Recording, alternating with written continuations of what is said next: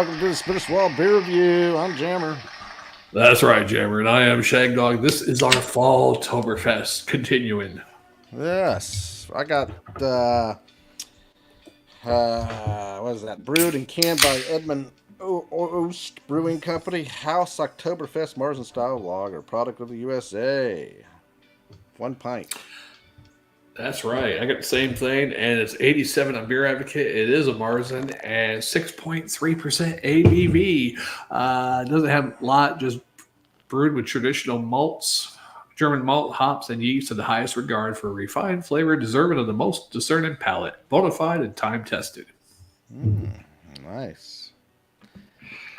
Yeah. Bona fide and time. He's bona fide. Yeah. He's bona fide. We're bona fide down. You remember that? Oh brother, where art thou? Oh yeah. Okay. He's got stuff going on. He's got he works for what you call it. He's bona fide. He's bona fide. That'd be a better word to use instead of he's certified something. He's bona fide. He's got a bona fide diploma or something. All right, look at that. Look at that nice head, Shagdog. It's just nice. Bonification. Yeah. It does have the kind of close look of a Marzen. It's a little lighter than what I would have liked, you know. Right. The head's a little off-white. It's a little cloudy too, right? Yeah. Well, mine's not. Well, yeah, there is a little cloudiness there. Nice little bready there. Mine's pretty cloudy. I don't know if I got a bad can again. I might have. You can get a bad can if you want to. You can drink my beer out of date. It says it looks like 7/17/24. So well, let's see if I got the same batch. It looks like a 7. I can't really tell, but I got 7/23/24. So I got mine just a few days later. Yeah. Mine's fresher. That's true. And it does have a goat on there. I'm not sure if that's something to do with Edmund Oast or just because it's German, even though that's usually for box. But that's okay. I'm going to dive into it. It's got a breadiness to it, like a crackery, buttery Roman real kind of smell. Yeah, a little yeasty. A light floral hop maybe in there, or earthy hop. I'm going to just dive in. Yeah. Cheers. Cheers. I ain't Prost it. Prost it. Yeah.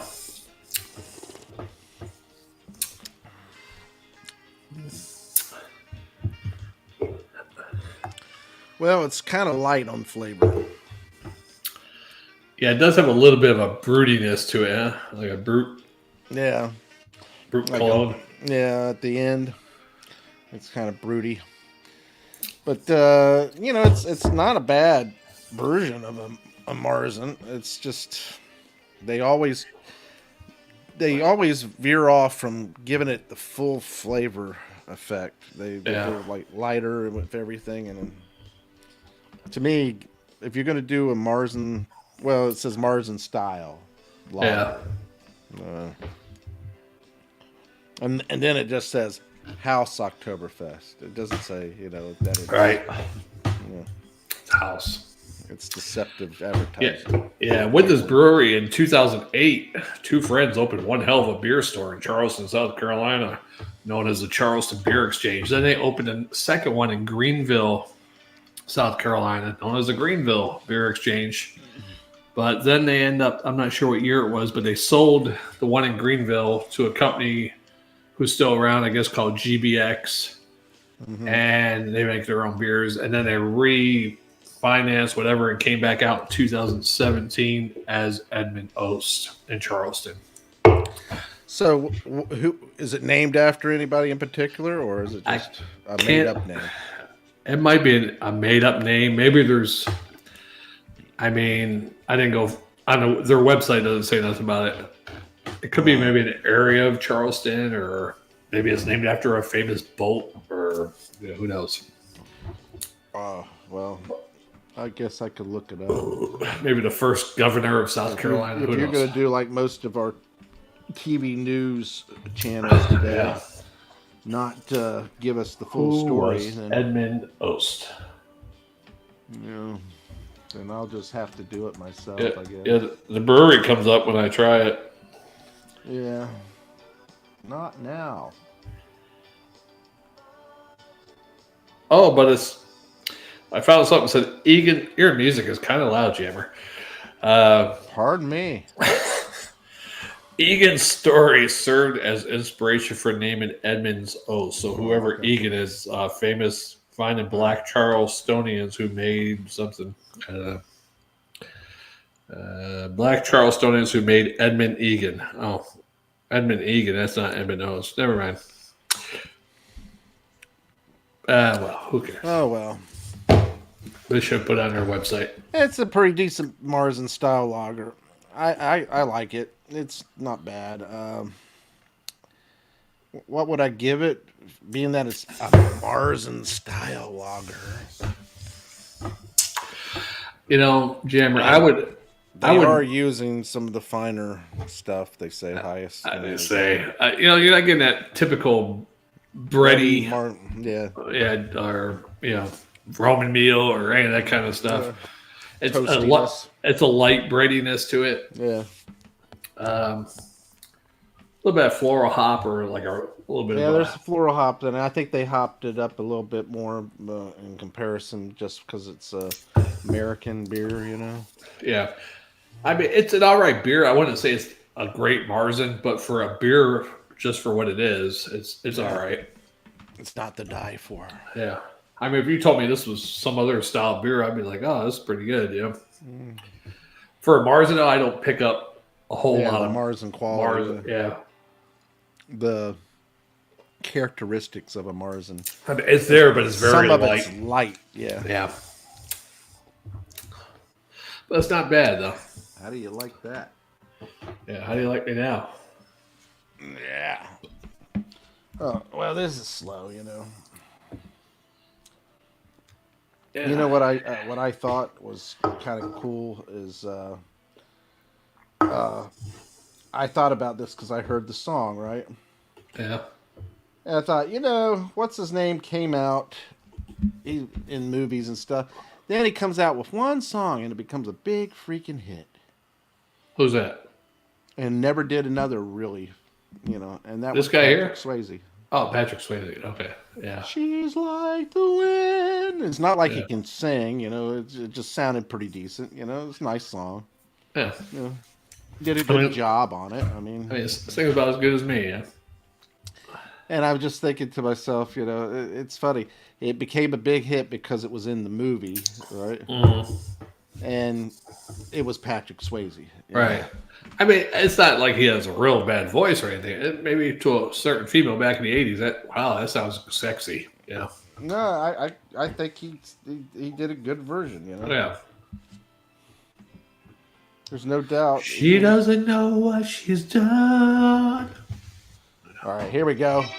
Since we're doing German, right?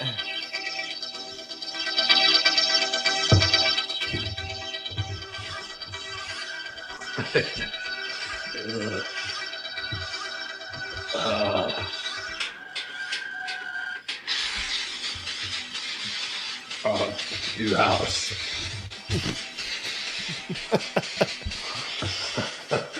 He looked like John Candy if he was at like a mosh pit or something. Du hast mich. Oh, let me turn it down. I can turn it down. Okay. Du hast. That's killing me. Du hast mich. No, I'm not going to sing anymore. That's enough. All right, thank you. But that's the karaoke version. Hey, I'm sure our one viewer appreciated it. Like,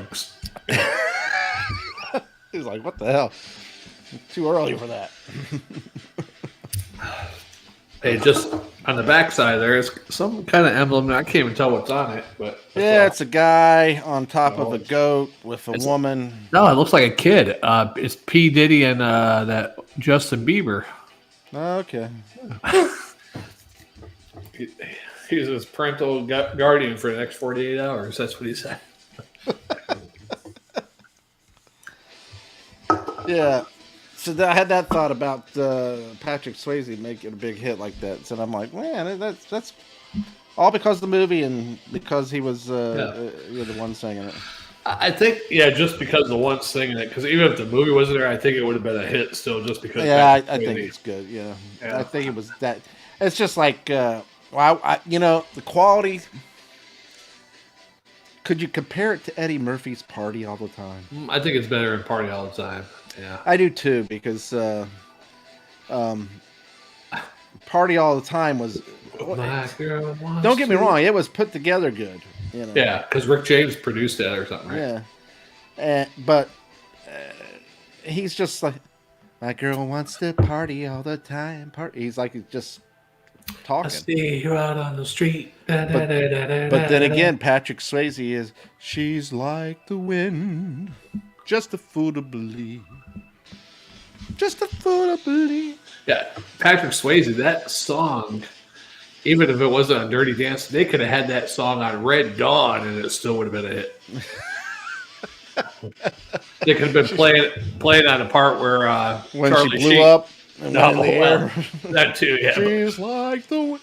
Because starting off and Charlie Sheen gives the girls the dishes. Here, do something useful or something. Why they were pissing in the radiator? We're just as good as you.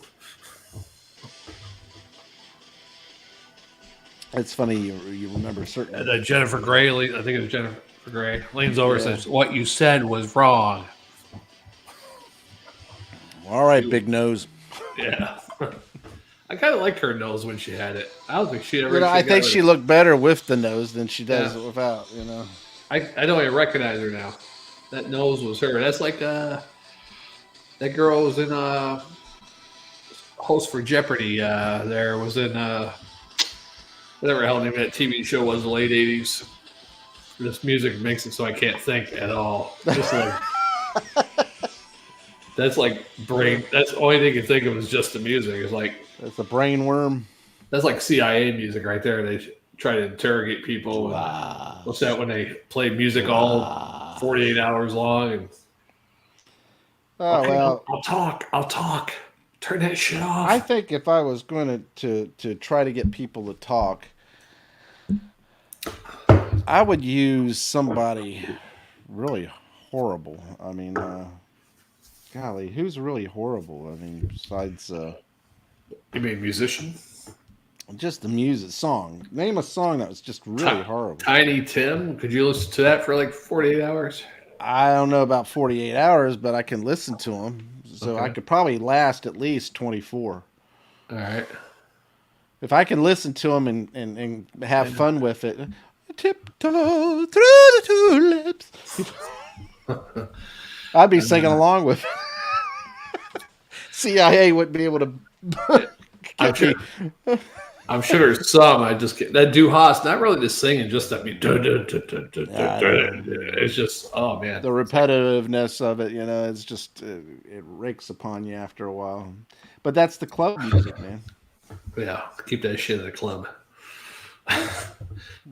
I remember somebody in my unit when I was in the Army used to play that all the time. I was like, turn this shit. Man, what is that most horrible song that I remember they played to death in the 80s? What was that?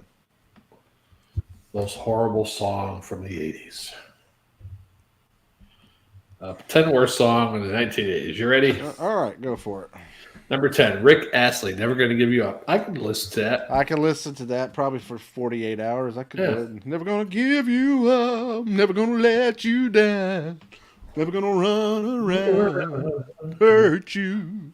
Yeah. Oh, do we give our grade yet? No, we didn't. Before number 9. Go ahead, give it.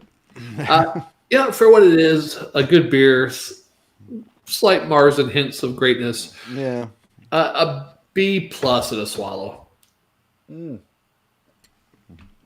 I don't know if I'd give it that high. I actually would lean more towards a B-. Granted, for what it is, if I was doing a Marzen, I would probably go a C+. Oh, well, you know what? Yeah, you're right. I should grade it for it being a Marzen style lager. If you do that, yeah, I would give it a C+. I'll give it a straight up B. If I was doing it as a Marzen, C plus. But for overall beer, it's all right. I give it a B plus. I give it a B. And as far as the Marzen go, it would be a C plus. Yeah. Yeah. Number 9, Taco, putting on the Ritz. If you're blue and don't know where to go to, why don't you go where fashion sits? Putting on the Ritz. Yeah, I mean, that's a good song. I mean, dressed up like $1 million trooper. Now, this one, I don't think trying hard to look like Gary Cooper. Super duper. I had to do that line. Sorry. Yeah.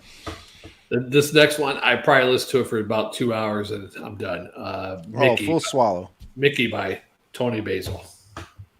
Oh, Mickey, you're so fine. You're so fine. You blow my mind. Hey, Mickey. Hey, Mickey. Yeah, I'd be like, after about 24 hours of that, I think I'd be like, I probably break after about 4 hours or something like that. This one is a great song, but Bobby McFerrin, don't worry, be happy. Well, if you're in CIA hands or whatever, and you're being interrogated, and they start playing that. Yeah, don't worry, be happy. I think I would be singing along with it. If you're there singing, if you're singing it, I'm breaking. Now this one, I don't know how long I can listen. Here's a little song I wrote. Might want to play note it for note. Don't worry. I don't know how to go. This one, Falco, Rock Me Amadeus. Yeah, that one, that would probably be 12. I'll give it 20 hours. You're good. Next one is another good song. Because at the first hour, at least, I'd be just singing along with it. Rock Me Amadeus. Remember Amadeus, Amadeus, Amadeus, Amadeus, yep, Amadeus. Yeah. Learn all the Rock Me Amadeus. Oh, is that what he said? Okay, let me listen to the next line. I can tell you this much right now, Shagdog. If I heard a Justin Bieber song, I probably wouldn't last till the halfway mark of the song. I'd be like, kill me. All they have to do is show me Justin Bieber pictures, doing that stuff. Yeah, and you want us to play it? No, don't do it. I'll tell you everything. Yeah. Number 5, another great song, Men Without Hats, The Safety Dance. Yeah, you can dance if you want to. You can leave your friends behind. If they don't dance, and I don't know. I don't have any pants, and they're no friends of mine. Yeah. You can dance. You can dance.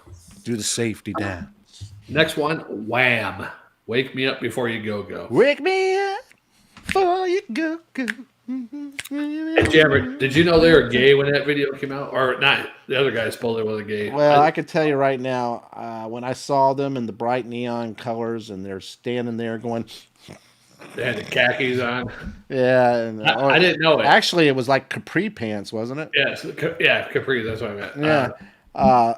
I thought, man, they're a little light in the loafers, A little light, got a little sugar in the tank, huh? Yeah.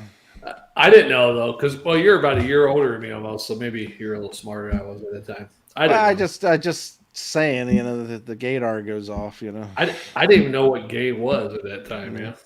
Oh yeah, you did. I mean, you hear about it because you knew it because you were hanging out with your friends. No, well, I don't know what year that song came out. What, 84, somewhere around? We're giving Hummers to each other. What? Yeah. I'll let you watch me do it. If you do it, I'll use you can use my hand and I'll use your hand. Hey, you can do the Dutch rudder. Grab my elbow. Yeah. Watch us get canceled for that. I just made the motion. Krista Berg, Lady in Red is number 3. Ooh, Lady in Red. Yeah. Hope it didn't crack. That was an alright song. I don't think that was bad. That was a good song. I like it. The next song I love, The Final Countdown by Europe. It's the final countdown. Waiting for Venus, but still we stand tall. No one can see us. I don't even know the words, but That is all. That's a good song. I like that. They still play it at stadiums. You know, It's the final countdown. And number one is a great song too. I've done it karaoke online. I don't think at a bar, but Starship. We built the city. Oh, now that after a while, I'd be like, oh God, you know. We built this city. We built this city on rock and roll. We built this city. Boom, boom, boom. We built this city on rock and roll. Oh, take it. Yeah, I like that song. I could tell you one that I would, I can't stand, and that is, I used to like it, but after they used it for political stuff, I think it was Clinton that used it. You know the one I'm talking about. Not we built this city, but the. Need more cowbell. No, it was another song. Like I think it came from Starship or. Don't Stop Believing. Sarah. No, it was a song that kind of was. Golly, I'm gonna have to try to look it up. What is? Let's see. What song from Jefferson's Starship did the Clintons use? Can't if they used it. I don't know, but Sarah was pretty good. Sarah. It's funny how that it went from Jefferson Airplane to Jefferson Starship and then just Starship. Who does that, right?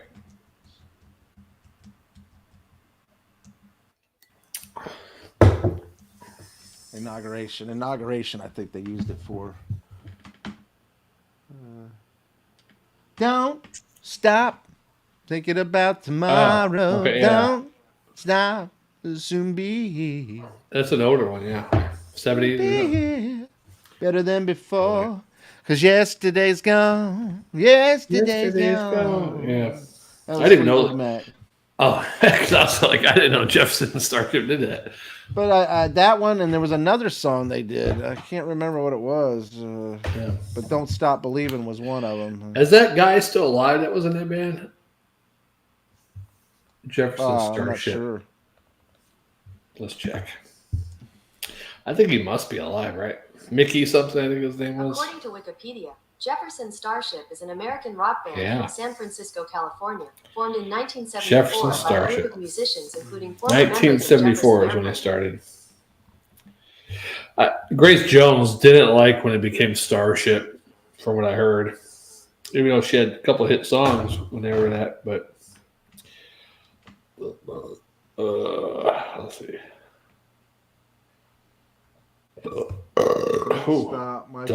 Dave Freeberg? Oh, Dave Freeberg? Was that the lead, one of the lead singers? They only show her in the current members off. Oh, well, I can't remember all of them. There was another song they used that I was like, oh, God, I can't stand it. Sarah, storms always in your eye. Oh. Hey, I think the best Sarah song was Hall & Oates. Hall & Oates, yeah. Sarah, smile. Why don't you smile a while for me, Sarah? Now, I subscribed to Daryl Hall's YouTube channel, the thing where he's at the house playing with all the band members. But then I don't subscribe because they haven't been doing nothing, and they just started back up recently. But I'm like, yeah, I'm done. Well, I can tell you right now. What is that? Let me put it. Come on. If you want... it's not going to show it, is it? Yeah, Call & Oates Emergency Hotline. I think we should call that Shagdog. You know that? What was that? I think we should do Call & Oates. Hall & Oates? What do you mean? No, Call & Oates. Are you ready? Call & Oates? Yeah, we're doing Call & Oates. Oh, hold on. To hear one-on-one, hold on, we'll do it again. Hold on. I'm going to recall.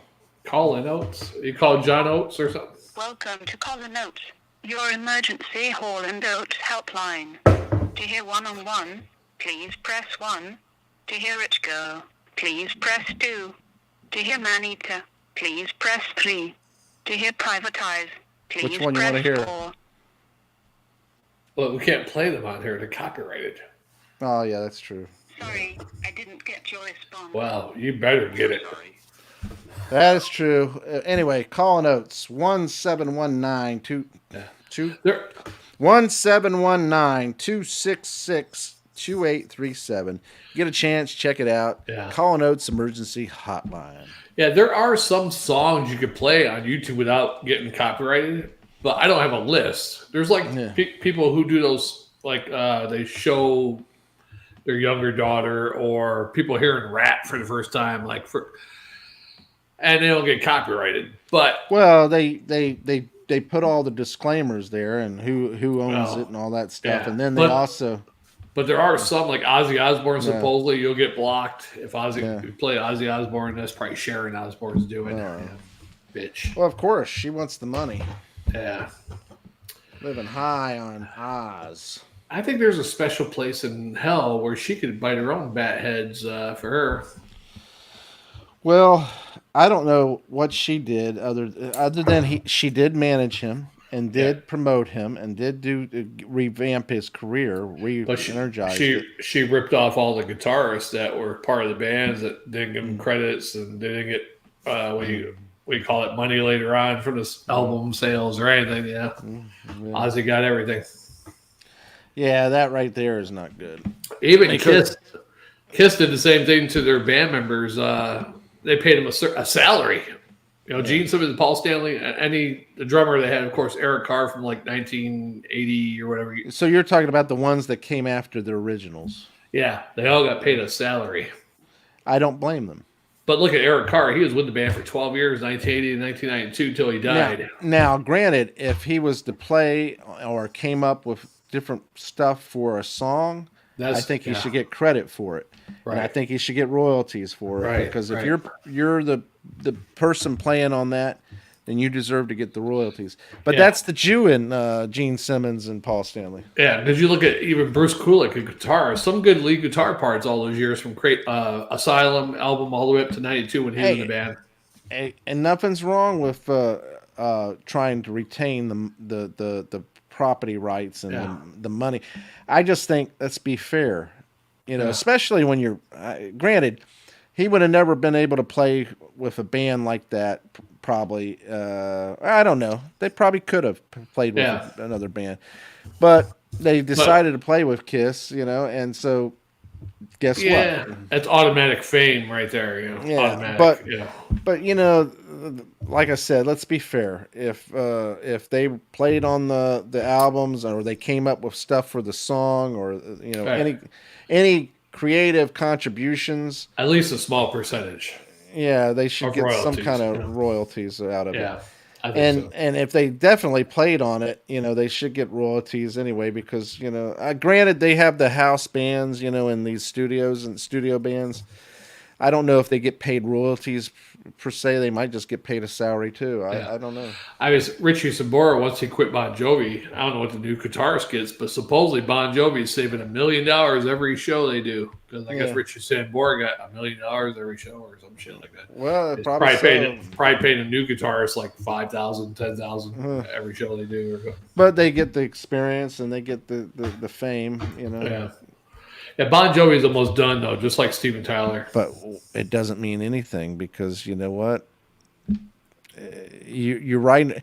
I'm going to tell you, be honest. If you're going out with the band, if you're not on the album and you're not doing the concert, you're not in the studio doing the stuff and getting credit for it on the album and everything and getting royalties, then you, granted, concerts, you get paid good money. Right. Don't get me wrong. But you're not going to – nobody's going to remember how – I won't say that. They will remember you if you were awesome, and they showcased you, And they usually do acknowledge the band members, Hey, get it up for so-and-so, our drummer, Here we're having a really big show, Yeah, you know what? It was funny because all these singers' voices getting bad. They're starting to retire. Steven Tyler, whoever.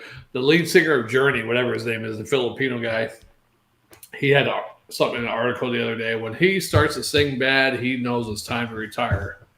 Yeah. But you know what? People want you to retire already and have Steve Perry come back. But I'm not sure if Steve Perry could sing good anymore. But anyway. All I know is that in Steve Perry in his day, yeah, you cannot touch him, buddy. Right. I mean, Boston, REO Speedwagon, Journey.